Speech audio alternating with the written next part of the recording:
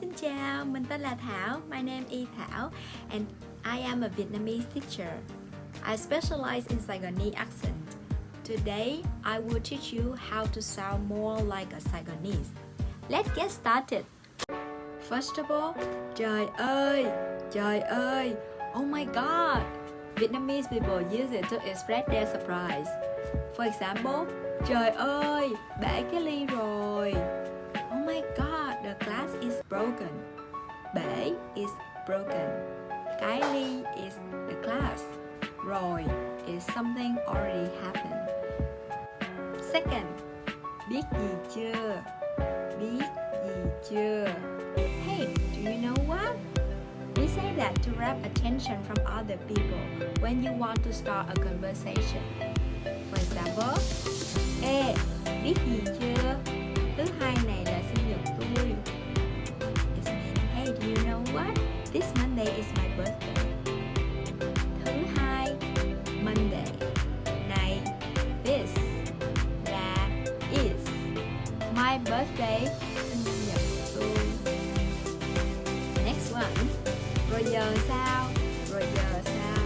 When you wanna ask what will happen next or what are you going to do next after you receive an information. For example, hôm qua mưa quá, nhà tôi ngập hết rồi. Rồi giờ sao? Hôm qua, yesterday, mưa quá, heavy rain, nhà tôi, my house, ngập, flood. Yesterday the rain so heavy, so it flooded all of my house. So what next?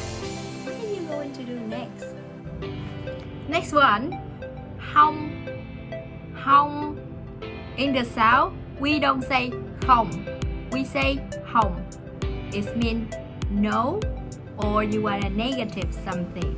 For example, if someone comes and asks you to buy something like lotteries on the street and then you want to say no, you will say không mua. It means no, I don't buy. The last one, tôi is mean I. In the South, we don't say tôi, we say tôi. For example, tôi tên Thảo. My name is Thảo. Thanks for watching. I hope the video today will help you to improve your listening skill and your speaking skill, and also help you to understand Saigonese accent easier. Don't forget to like and subscribe for more.